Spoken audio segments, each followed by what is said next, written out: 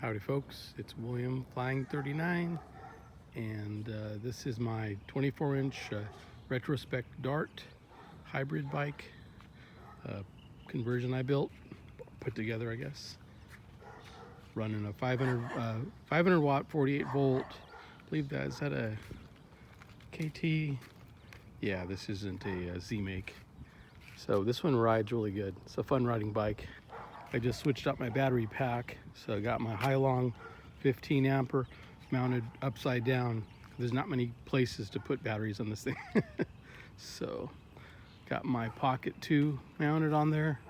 Gonna take it for a little ride, see how it goes. Okay, talk later, see ya, bye.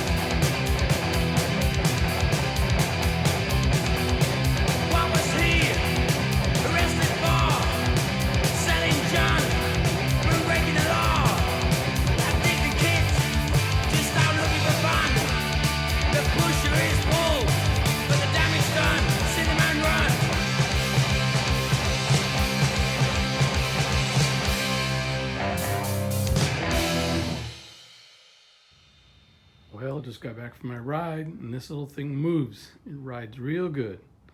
Very happy with this thing. Alrighty, signing off. See ya.